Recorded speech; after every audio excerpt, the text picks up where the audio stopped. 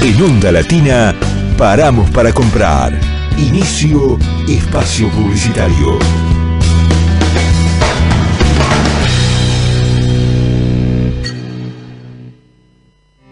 En la ciudad, para evitar contagios en las aulas, vacuná a los chicos respetando el calendario de vacunación.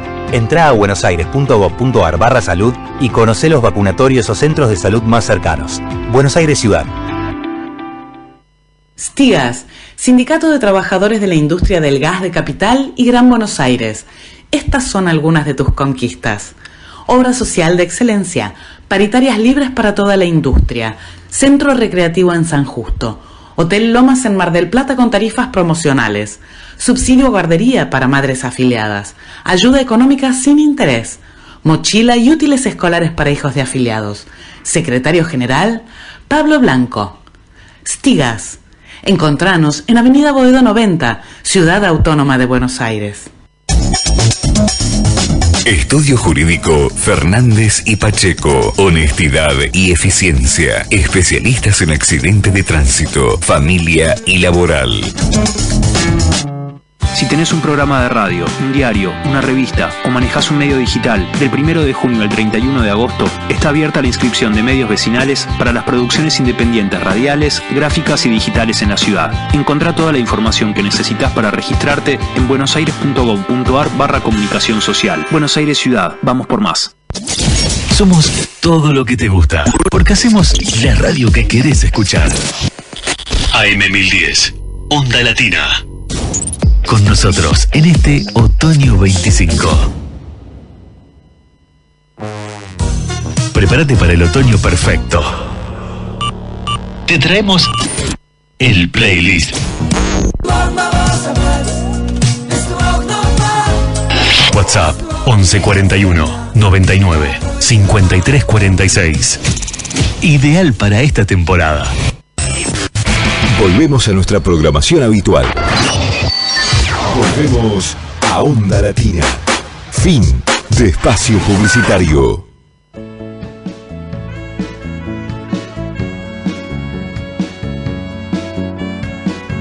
Crónicas barriales, arte y cultura en la ciudad. Lugares y personajes emblemáticos de la bohemia ciudadana. Sus escritores, artistas e intelectuales. El pasado y el presente en 60 minutos de radio. Acá en la AM1010 Onda Latina, los sábados de 15 a 16 horas. Conducción Luis Raúl Calvo y Nora Patricia Nardo, con la participación especial de Adriana Gaspar en Artes Visuales. Te esperamos.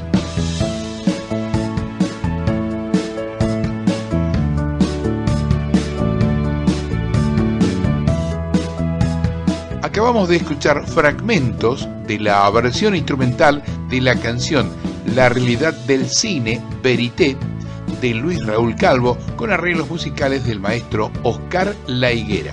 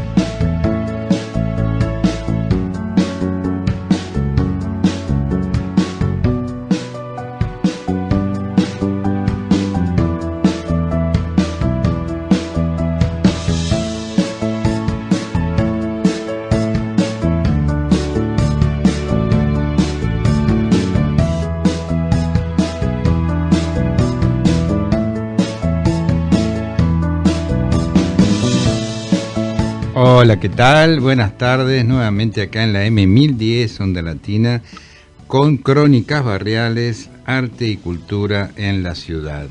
Nuestros teléfonos 4372-2841 y 4372-3061.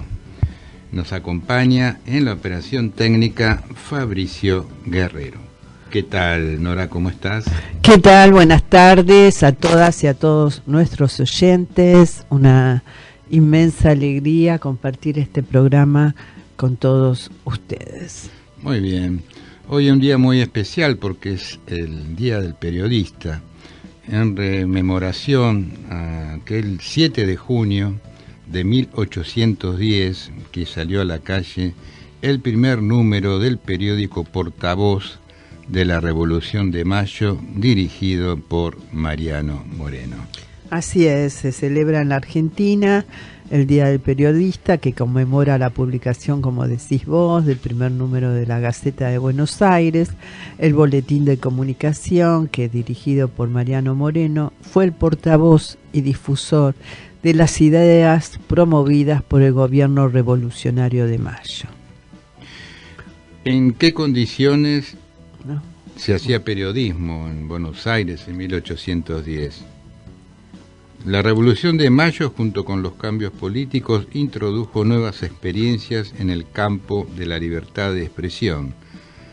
Si bien con limitaciones, ya que no se podía escribir en contra de la primera junta ni de la religión católica, las diferencias eran enormes en contraste con el sistema de censura previa y licencias requeridas para publicar que existían bajo el sistema del virreinato español. Además, las posibilidades técnicas para imprimir eran limitadas. La imprenta disponía en la ciudad para 1810, era la que se encontraba en la Casa de los Niños Expósitos, un artefacto símil al que había inventado Gutenberg 3 siglos antes y por lo tanto rudimentario en su tipografía y capacidad de producción si se le compara con los que por entonces ya existían en Inglaterra o Francia. Sin embargo, fue gracias a aquella imprenta que comenzó esta nueva etapa del periodismo local y en virtud de sus viejos y gastados tipos móviles que habían sido traídos desde el Colegio Montserrat de Córdoba, es que se había podido publicar los primeros periódicos impresos de la ciudad, como el Telégrafo Mercantil de Cabello y Mesa, el Semanario de Agricultura y Comercio de Vieites o el Correo de Comercio de Manuel Belgrano. También fue en la Real Imprenta de los Niños Expósitos, cuya ubicación estaba junto a la iglesia San Ignacio, hoy Alsina y Bolívar, en donde Mariano Moreno publicó la traducción del Contrato Social de Jean-Jacques Rousseau y su tratado de economía conocido como la Representación de los Hacendados. Es así que durante mucho tiempo el de los Expósitos fue el único taller de impresión, la segunda imprenta de Buenos Aires bajo el nombre de Manuel José Gandarillas y compañía, que se inauguró el 24 de julio de 1815. En 1938 el primer Congreso Nacional de Periodistas se realizó en Córdoba y estableció el 7 de junio como Día del Periodista. A 208 años de su publicación, el Museo de la Ciudad Cornelio Saavedra tiene en su haber 3 trabajos originales de Mariano Moreno: los primeros números de la Gaceta de Buenos Aires, la traducción del Contrato Social y el Tratado de Economía, conocido como la Representación de los Hacendados. El Museo Cornelio Saavedra está en Crisólogo Larralde, 6309. Se puede visitar de martes a viernes de 9 a 16, los sábados, domingos y feriados de 10 a 20 horas. La entrada varía y es en general gratuita los miércoles y viernes.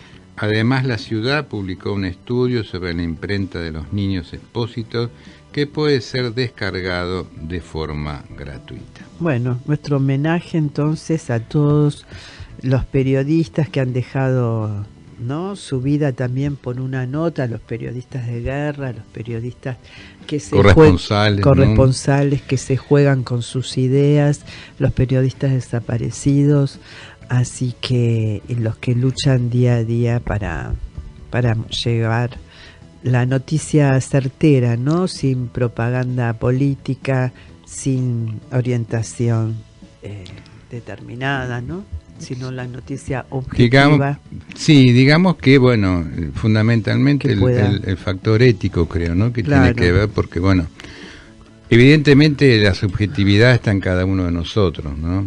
Es un tema complejo o sea que hay una subjetividad que subyace y que es natural que así sea, pero lo importante es mantener una ética, es poder mantener, en el caso de una profesión tan digna, ¿no?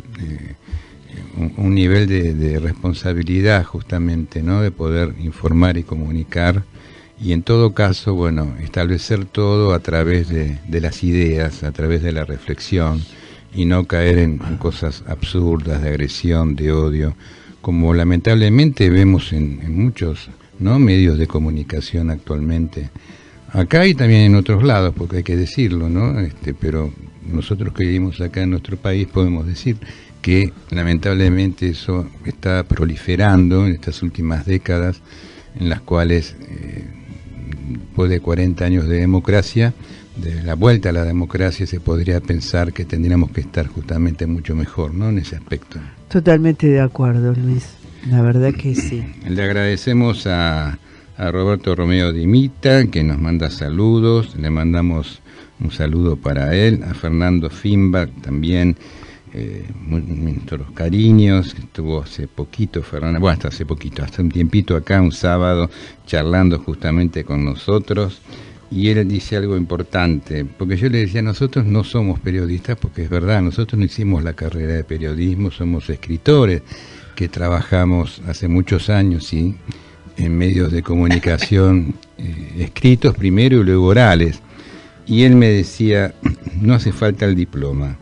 El periodista se hace sosteniendo lo que se dice o escribe. Muy bien.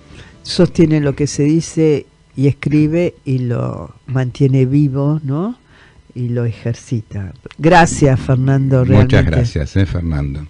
Bueno, vamos a ir al primer tema musical. Hoy estamos cerrando, por lo menos en esta etapa, con Jorge van der Molen. Hemos compartido varios de sus hermosos temas y en este caso vamos a pedirle a Fabricio que ponga en el aire el tema Sueñero. Adelante.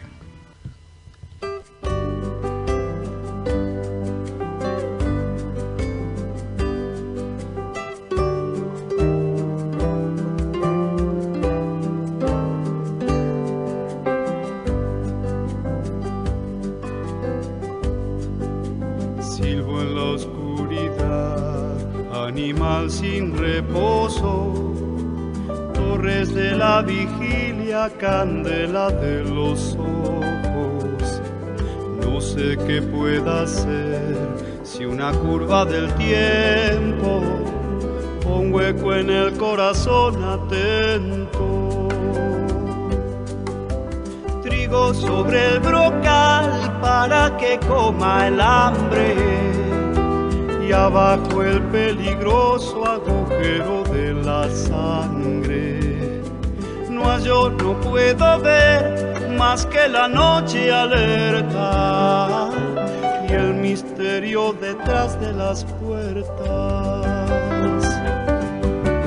Sueñero, jinete sin descanso, sueñero sobre un papel en blanco, sueñero, centinela de mi alma, sueñero, duérmete y dame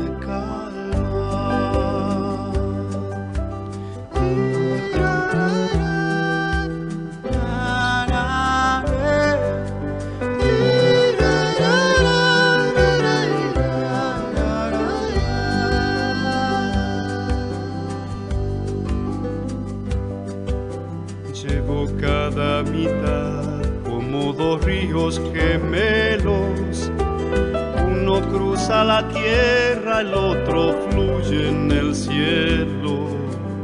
El de la oscuridad no conoce el olvido, desvelado en seguir lo perdido.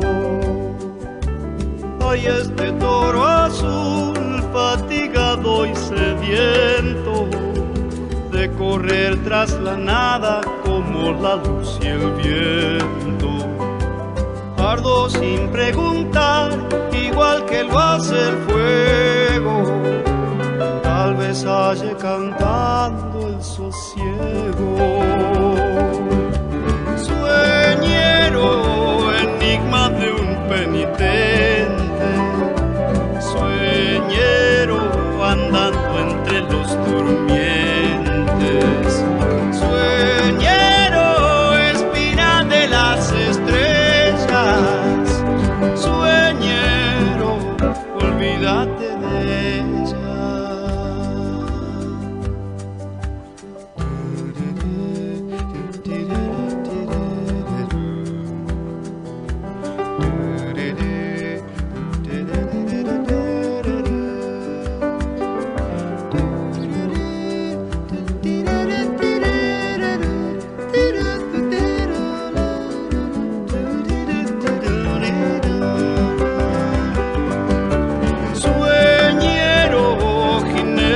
Sin descanso, sueñero sobre un papel en blanco, sueñero centinela de mi alma, sueñero, duérmete y dame calma.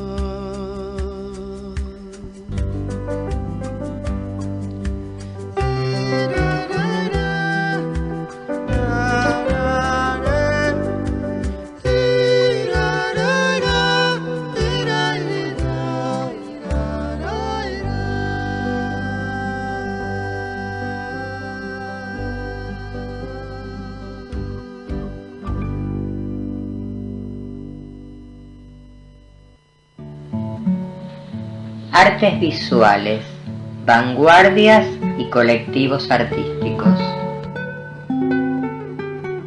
Buenas tardes a toda nuestra audiencia. Bueno, y hoy les quiero contar, o quiero que escuchen, mejor dicho, acerca de el evento del ciclo literario y de arte Antonio Aliberti, el evento del martes, del pasado martes 3 de junio, que en el segmento de artes visuales se realizó una performance, la verdad que muy impactante, una performance que realizó Luciana Lagorio. Y fue muy impactante porque sabemos que en el ciclo literario hay gente que nos viene a visitar, que viene público, un público muy variado, público de las artes visuales, pero también hay un gran público que viene de la literatura, de la poesía, sobre todo, de la narrativa. Y la recepción que tuvo esta performance realmente me ha impactado a mí y a quienes organizan el ciclo, porque fue una recepción muy cálida, ¿no? Y es como que de a poco se está logrando este tramo, esta conjunción interdisciplinaria, este cruce de lenguajes entre la poesía y las artes visuales, pero sobre todo entre la poesía y la performance, porque mucho habíamos trabajado en otras épocas sobre la poesía y exclusivamente las artes visuales en lo que tiene que ver con las distintas técnicas y los distintos soportes. Pero bueno, ya desde el año pasado venimos trabajando el tema de la performance y el cruce de lenguajes con la poesía. Y bueno, ahora les voy a hacer escuchar un audio del artista de Luciana Lagorio, que fue quien realizó la performance, una performance muy exquisita, muy intimista, muy profunda. Y ella les va a poder contar muy bien de qué se trató cómo se sintió y qué sintió de los receptores, ¿no? Cómo sintió a esos espectadores que fueron espectadores activos, ¿no? de esta performance.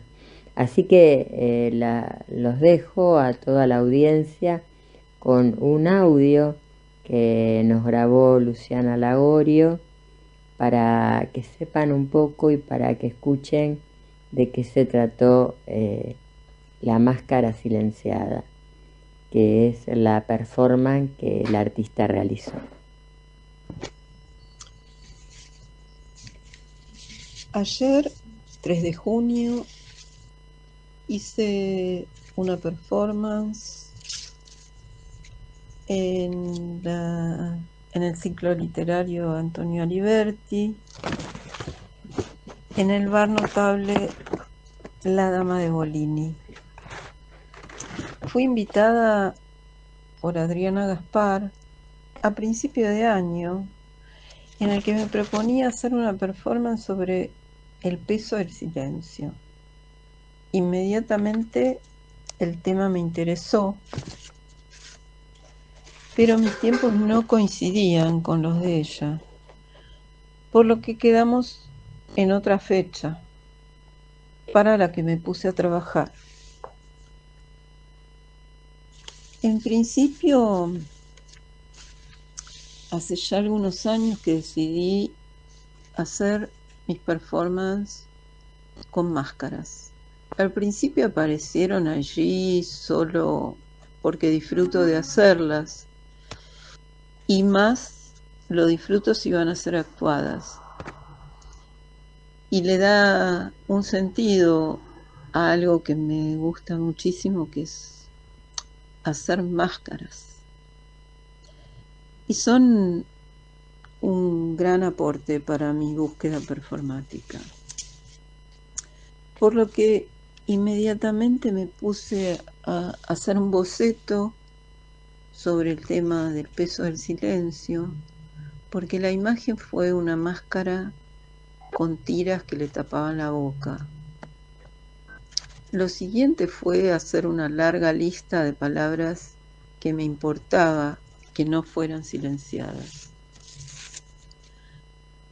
Por lo que me puse a trabajar primero en la máscara y decidí que la última capa visible de la cardapesta fuera hecha con palabras, como que sería una máscara parlante, solamente que estaría silenciada, con tiras que la cubrirían por completo. También tengo que agregar que me interesa hacer participar al público. Así que esas tiras las escribí con esas palabras que me importan, con los temas que me importan. En esas palabras escribí frases algo poéticas, palabras que intentaban ser amorosas y siempre hablando también de las luchas de las madres, de las luchas de la mujer, del Ni Una Menos, que justamente el día de ayer ya hacían 10 años del aniversario de la primera vez que salimos a que no nos callaran más. Así que era doblemente importante esta vez. Y así fue. Fue muy intenso, fue muy fuerte, pero sentí que estuvo muy bien recepcionada. Me sentí recibida muy cálidamente. Así que bueno, eso tengo para comentar de mi trabajo de ayer. El nombre de la performance, no sé si lo dije antes, pero es La Máscara Silenciada. Así que le estoy muy agradecida Adriana, a Luis. Siempre admiro ese trabajo que hacen hace tanto tiempo, que es súper valioso, donde están las voces de todos los que quieren ir a compartir sus poesías. Así que, bueno, agradecida.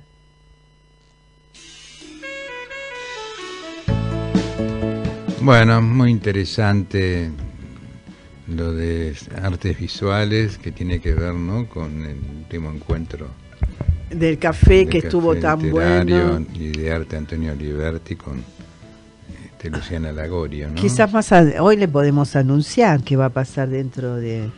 ¿O no? Todavía. No, todavía no, mantenemos pero el suspenso. lo que sí podemos decir que nuestro próximo encuentro va a ser el martes 17 de junio a las 18:45 en el Bar Notable La Dama de Bocini, Pasaje Bocini 2281 y Pacheco de Melo, acá en Ciudad Autónoma de Buenos Aires. Buenísimo. Y vamos a callecitas de Buenos Aires, porque Contame. hay una callecita de Buenos Aires en la zona de Recoleta que lleva el nombre de uno de nuestros grandes pintores, Ernesto de la Cárcova. Así es, Ernesto de la Cárcova, que nació el 3 de marzo de 1866 en Buenos Aires, donde a edad temprana comenzó sus estudios de pintura, continuó su actividad en Europa, estudiando en París, Roma y Turín, y en esta última ciudad ingresó a la Real Academia Albertina, donde realizó una obra al pastel,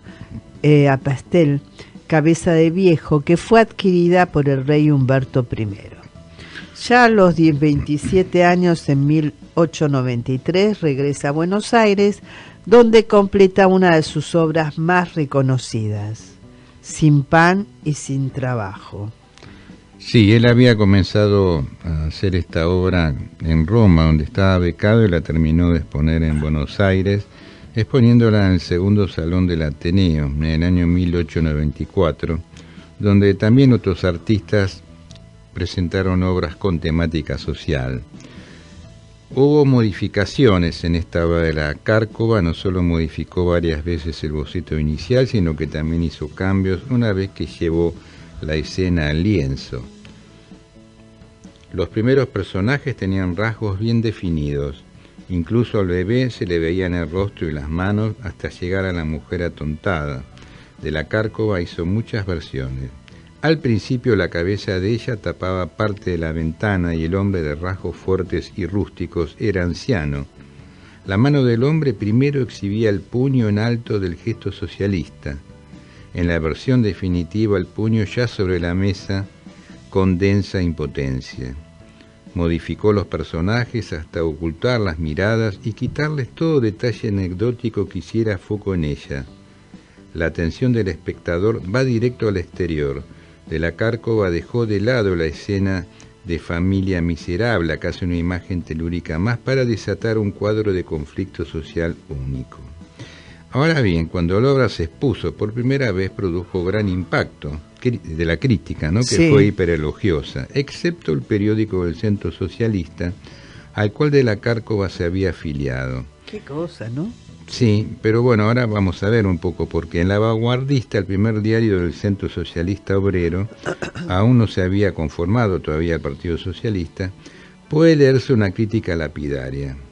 Dice: gracias a Dios que hay huelgas, así encuentran los pintores escenas de dolor en que inspirarse y pueden distraernos con impresiones nuevas. Ha de pensar más de un elegante amateur ante la dramática obra del pintor de la Cárcova.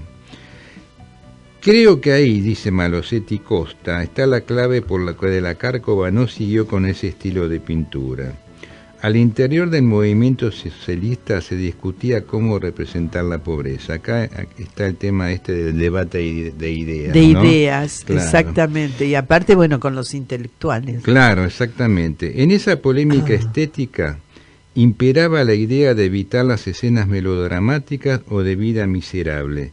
La idea era no representar sino crear un hombre nuevo, un arte que potenciara una posibilidad distinta para la disposición a la lucha, para la liberación individual. Viajero de clases sociales de la Cárcova, de vino socialista y masón, pasó de los retratos protocolares de la aristocracia porteña a la gran obra de su vida. Bueno, sabés que esta obra que estamos hablando, Pan y sin trabajo, en 1906 la compró Eduardo Schiaffino para el Museo de Bellas Artes, en donde todavía se conserva. Fue fundador y primer director de la Cárcova, ¿no? Director tanto de la Escuela Superior de Bellas Artes, que hoy lleva su nombre, como de la Academia Nacional de Bellas Artes.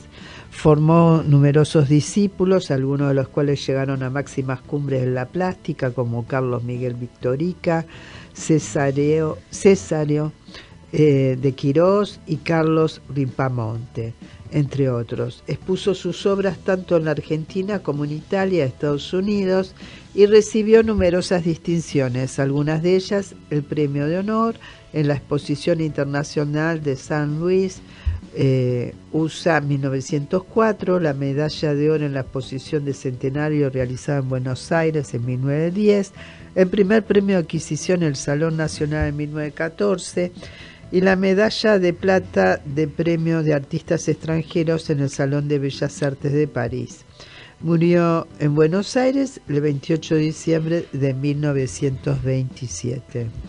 Volviendo a aquella obra, Sin Pan y Sin Trabajo, y la repercusión que tuvo, ¿no?, en los medios, en uno de los medios justamente donde él se había asociado, que era La Vanguardia, ¿no?, La Vanguardista, dice que lo golpeó mucho aquella crítica, y por más que el periódico luego se disculpó con un texto que, aunque no estaba firmado, se atribuye a Juan B. Justo, dice: el daño ya estaba hecho. La producción del artista luego fue escasa. ¡Qué bárbaro! De ese periodo son sus desnudos simbolistas, joyitas que no pudieron incluirse en la muestra. Se dedicó a la docencia y a la gestión cultural, seleccionó, compró monumentos en Europa para el espacio público y creó la Escuela Superior de Bellas Artes Ernesto de la Cárcova, donde fue un docente muy respetado y querido por sus alumnos. Bueno, la fuente tiene que ver con una nota parecida justamente por Marina. Hoy viene en Diario Página 12. Mira, bueno, yo te digo simplemente esto. A ver, ¿qué decís? Digo que estudié dibujo y pintura, y quien era mi profesora también se llamaba de la Cárcova, y era la sobrina de la Cárcova. Ah, la sobrina, mira. Así que tuve el placer a los 15 años de estudiar con ella. Muy bien. Bueno, vamos a ir a otro tema musical con Jorge van der Mole. Adelante, por favor, Fabricio.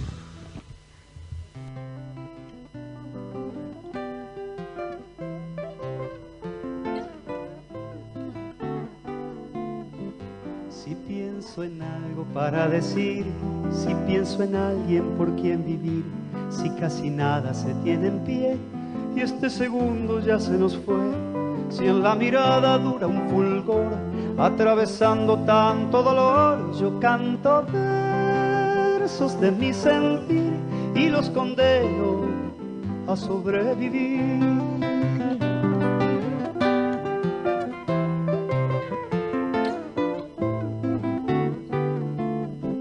Donde parece el sol no alumbrar, donde se muere de soledad, en lo más hondo de esta quietud, donde ocultó la sangre la luz, donde agoniza un ángel guardián y se nos pudre el agua y el pan, yo canto versos del corazón y los enciendo en una canción.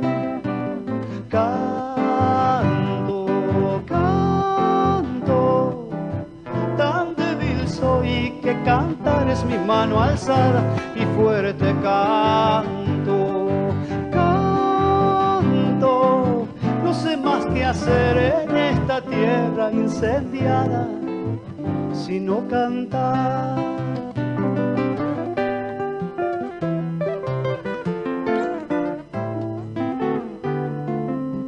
En lo invisible de una ciudad donde se ocultan odio y verdad, donde las bocas de un nene gris corren sonámbulas tras de mí, la infortunada la noche que un Dios arrepentido nos olvidó. Yo canto versos de furia y fe pa' que me ayuden a estar de pie.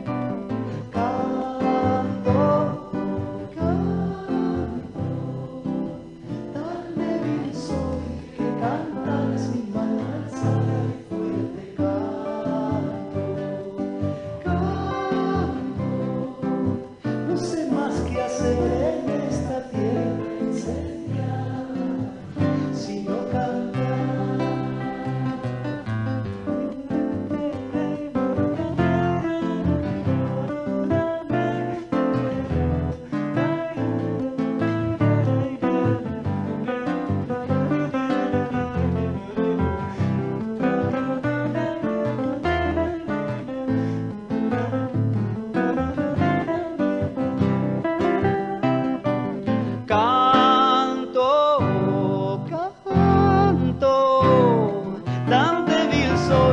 Cantar es mi mano alzada y fuerte canto, canto. ¿Qué más hacer con palabras deshabitadas sino cantar?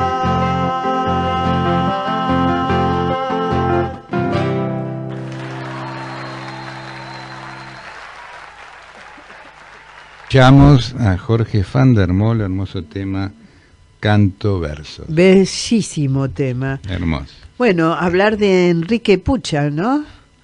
Y su obra. Enrique Pucha, que fue un querido amigo nuestro, nos dejó tempranamente. Sí, en el 2001. En el 2001, había nacido en 1941, fue poeta y periodista, publicó los libros Simulacro con Todos, 1972, Otras Instantáneas, 1974, Tópicos, primera edición, 1982, segunda edición, 1985, Itinerarios y Regresos, también del mismo año, Animales a Bordo, 1989, El Caballo en el Agua, 1993, La Sed, 1999 y La Foto está movida en el año 2001. Así es, entre los años 1978 y 1982 residió en España, donde obtuvo el premio Antares, en Sevilla en 1979, y participó en el 6º Congreso Mundial de Poetas, celebrado en Madrid en 1982. A su regreso a la Argentina, ese año le fue otorgada la faja de honor de la Sociedad Argentina de Escritores, SADE, y posteriormente el Premio Municipal de Poesía de la Ciudad de Buenos Aires, bienio 1982-1983. Historia de la flor. Quien cultiva una flor construye un universo. Hace lumbre a su lado y construye una casa. Quien proyecta una casa levanta sus paredes, acrecienta sus bienes y goza con la ingesta. Quien goza con la ingesta estimula sus vísceras, su apetito es voraz y devora a sus víctimas. Quien devora a sus víctimas vomita con torpeza, hace un hoyo en la tierra y digiere la flor. El desierto. Infeliz el que busca un camino a sus pies, y el que en pos de un atajo encuentra el infinito. Infeliz el que encuentra un camino a su paso y detiene su marcha creyendo que ha llegado. Infeliz el que llega y construye una valla pensando que edifica los límites del mundo. Infeliz el que al mundo lo mira desde adentro y supone que adentro hay lugar para él. La obra de Enrique Pucha fue traducida parcialmente al inglés, portugués e italiano. Poemas suyos se incluyen en diversas antologías, entre las que se destacan Palabra Nómade, Poesía Argentina, 2 años, Luminarias Brasil 1990, 70 poetas argentinos, editado por Plus Ultra Argentina en 1994, la antología que publicara Antonio Liberti, precisamente en aquellos años en los cuales colaboró con la editorial y bueno, junto a Amadeo Gravino habían hecho toda una colección de poetas argentinos. Qué bueno. Así es. Tuvimos También, el gusto de tenerlo en una entrevista, ¿no? Para Generación Abierta. Para que termino con esto, otro de los libros, Cantos Australes, Poesía Argentina, 1940-1980, de Monte Ávila Editores, Caracas, Venezuela, en 1995. Colaboró con publicaciones del país y del exterior. Sí, en realidad es una nota que Enrique publicó para nuestra revista, una nota que se llama La Hermandad, y salió publicada el 1 de junio de 1995 en Generación Abierta. Dice, entre otras cosas, la Hermandad suma adeptos. Cientos de ejemplares de libros de poemas aguardan a ser distribuidos en el correo, y otros tantos pasan de mano en mano. Los que gozan de buena salud y sobreviven al azar se amontonan sobre muebles y mesas de saldo, y solo algunos tendrán la fortuna de ser leídos. En el mejor de los casos, unos pocos serán recordados. La legión de poetas nunca fue tan numerosa como en la actualidad. Tampoco se tiene memoria de tal proliferación de sellos editoriales y publicaciones artesanales, sin contar la variadísima oferta de talleres, cursos, mesas redondas, debates y lecturas que salpican las páginas de suplementos y revistas literarias, tanto como la sección agenda de los diarios. Ni siquiera parece considerarse la dura advertencia de Sartre: el poeta es un hombre que elige el fracaso. Cabe preguntarse qué es lo que mueve a tantos hombres y mujeres a adherir fervorosamente a un género que, entre otros inconvenientes, carece de popularidad, incomoda por igual a críticos y libreros, enfrenta a iniciados y advenedizos y, por si fuera poco, no cuenta con mercado. Tal vez una de las explicaciones sea la que aporta Octavio Paz. El racionalismo burgués es, por decirlo así, constitucionalmente adverso a la poesía. De ahí que la poesía, desde los orígenes de la era moderna, o sea, desde las postrimerías del siglo XVIII, se haya manifestado como rebelión. La poesía no es un género moderno, su naturaleza profunda es hostil e indiferente a los dogmas de la modernidad, el progreso y la sobrevolación del futuro. Cierto, algunos poetas han creído sincera y apasionadamente en las ideas progresistas, pero los que dicen realmente sus obras es algo muy distinto. La poesía, cualquiera que sea el contenido manifiesto del poema, es siempre una transgresión de la racionalidad y la moralidad. Muy interesante las reflexiones que incluye acá en su artículo Enrique Pucha, ¿no? De Octavio Paz, ¿no es cierto? Sí. De aceptarse interpretación, cabría suponer que en medio de las dificultades del mundo contemporáneo se trata del desmoronamiento de estructuras, de valores sociales y dogmas, como de la compleja adaptación a un medio artificial y competitivo. La poesía podría ser uno de los pocos valores y tal vez la única esperanza. Consecuentemente, lo que para Sartre es fracaso, para quienes escriben sería alfa y omega, el único material con que cuentan para iluminar su habitación en la existencia y establecerse en ella. Raúl Gustavo Aguirre. Sin embargo, a la vista de la dudosa calidad literaria de algunos de esos textos, no parece ser así. De ninguna manera garantizan una ética y menos una estética de la liberación. ni siquiera aportan nuevas formulaciones. Por el contrario, lo que expresan es uno de los síntomas de la época, pero en las antípodas de una ruptura con la realidad. Entonces habría que preguntarse cuáles son las razones de esta dicotomía. Una primera aproximación indicaría que la principal causa es de índole cultural.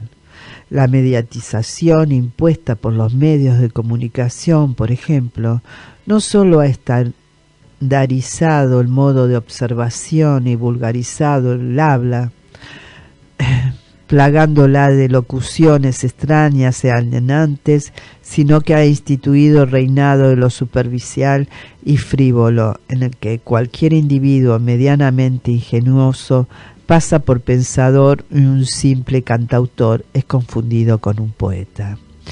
Esta nota es de 1995 y realmente, ¿no? Ya, si estuviera aquí entre nosotros, pucha, la verdad, vería si esto dijo de esos años de la televisión, que fueron también años siniestros para la cultura, lo que diría hoy en día, ¿no? Seguro, estamos hablando de 30 años atrás, todavía no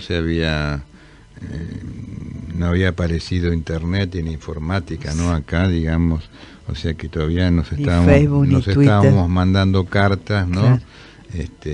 Los poetas en las cuales la informática sí estaba también, pero no de la manera pero como, acá no claro, estaba sí, instaurado todavía. Tal vez desde el laburo a lo mejor comenzaba de a poco, pero no era algo, digamos, ya instaurado 2 o 3 años después, ¿no? Sí, empezó de a poquito.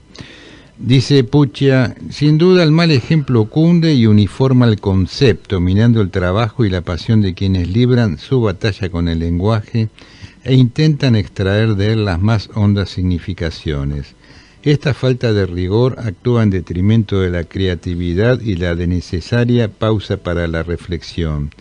Casi no hay crítica, solo comentarios inconsistentes, sujetos a imposiciones de espacio o intereses de turno. Salvo la honrosa excepción de algunos ámbitos académicos y publicaciones de escasa circulación. Abonando ese terreno, la declinación de algunas voces y la ausencia de renovación resienten el modelo y confunden al lector, tanto como la excesiva tendencia a la experimentación y el recurso de lo convencional, entendido esto como sesgo de autocompasión, del mismo modo que la incomprensión de un discurso cada vez más críptico. Siguiendo esta secuencia, la escasez de estímulos y la falta de un debate serio abren la posibilidad de que un lenguaje insustancial se apodere de la escena y condene al olvido o a la mimetización a los auténticos creadores. De hecho, esta proliferación, fomentada a veces desde los mismos talleres literarios, conspira contra la calidad de los textos y alienta un prototipo de autor, más preocupado por publicar y cosechar premios que por abrevar primero en las fuentes. Así es como el lenguaje languidece y pierde predicamento, con lo cual desaparecen los parámetros y toda obra pasa a ser juzgada con reservas por un público igualmente limitado. No debe entenderse esto como un intento de establecer algún tipo de censura o pauta dirigida a convalidar tal o cual poética en desmedro de otra.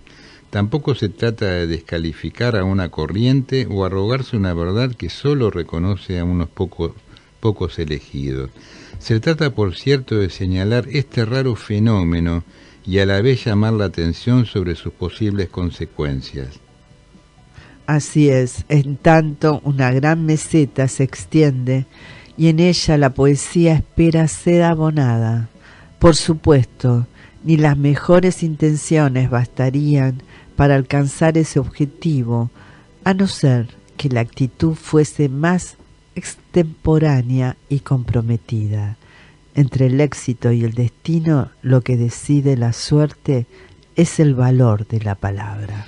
Enrique Puccia, poeta periodista, aquí decíamos en el año 95, su último libro, El caballo en el agua, e integra varias antologías y algunos de sus poemas, como habíamos dicho, han sido traducidos al inglés y portugués.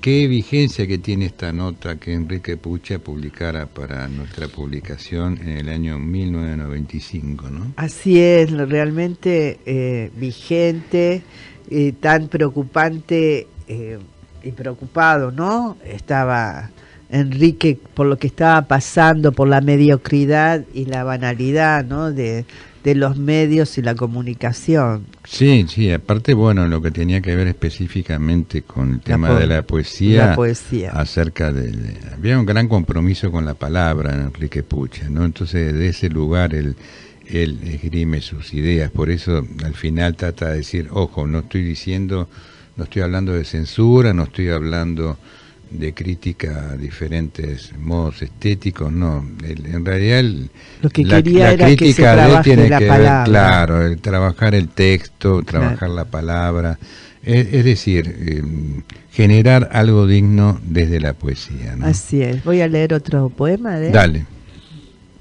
Forma cautiva. La foto está movida y quemada en un ángulo. Sentado ante la mesa va cayendo la tarde. Presiento que esta caja trae consigo un presagio, la sombra que atraviesa la luz del horizonte. Así fue toda la vida, como si algo ocultara esa forma cautiva de los árboles viejos. Muy bien. Vamos a ir a otro tema musical con Jorge van der Molen. Adelante.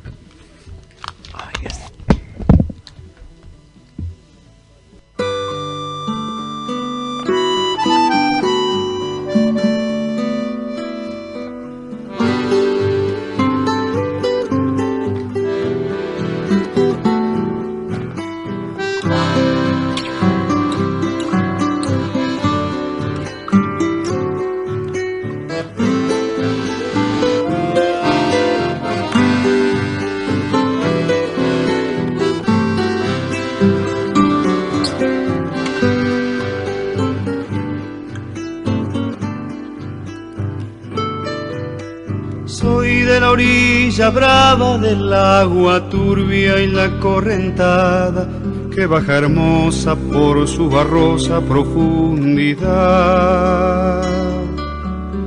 Soy un paisano serio, soy gente del remanso Valerio, que es donde el cielo remonta vuelo en el Paraná. Tengo el color del río y su misma voz en mi canto sigo, el agua mansa y su suave danza en el corazón. Pero a veces oscura, va turbulenta en la ciega hondura y se hace brillo en este cuchillo de pescador.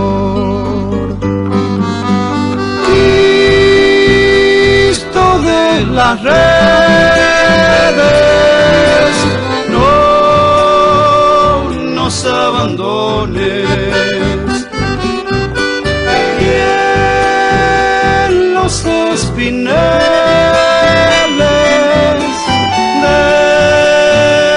déjanos tus dones. No pienses que nos perdiste, es que la pobreza nos pone tristes, la sangre tensa y uno no piensa más que en morir. Agua del río viejo, llévate pronto este canto lejos, que está aclarando y vamos pescando para vivir.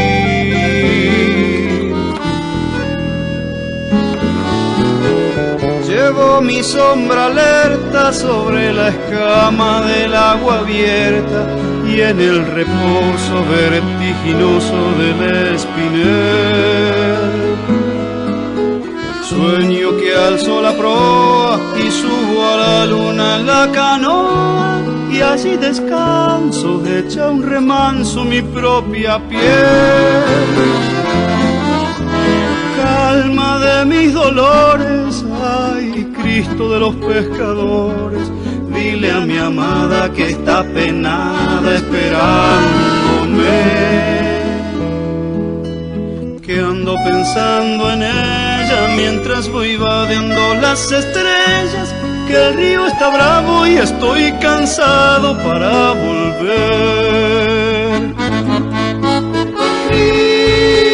Cristo de las redes, no nos abandones.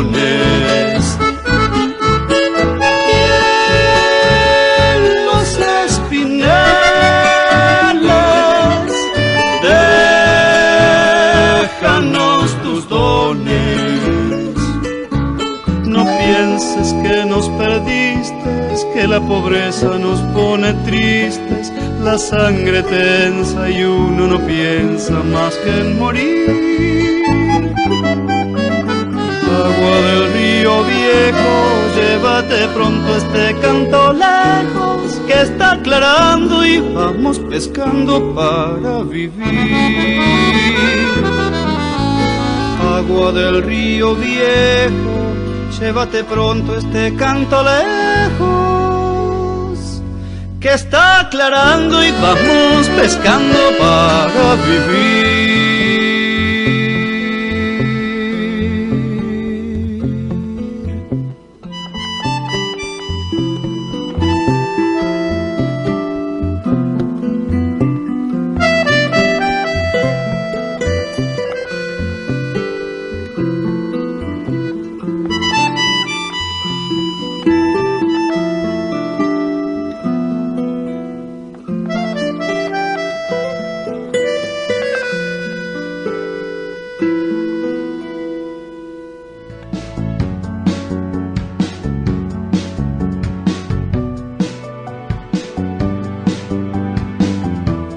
Bueno, habíamos escuchado Oración del Remanso en la voz de Jorge van der Mole, que fue el músico que nos acompañó en este mes y pico con algunos de sus temas más emblemáticos, ¿no? Un poco la idea es justamente ir trayendo estos cantautores argentinos, ¿no? Que lamentablemente se escuchan poco en los medios, ¿no? Y que realmente nos han dejado páginas imborrables, ¿no? De nuestro cancionero popular, y que es bueno tenerlos siempre presentes. Bueno, veo que nos tenemos que ir yendo, ya se está acercando la gente de Nueva Ola y Algo Más con muy buena música. Queremos agradecerle a Fabricio Guerrero por todo su apoyo y colaboración en la parte técnica, y nosotros nos vamos hasta el próximo sábado, recordando que la belleza y la memoria se deslizan por la ciudad, deteniendo el vértigo. Muchas gracias.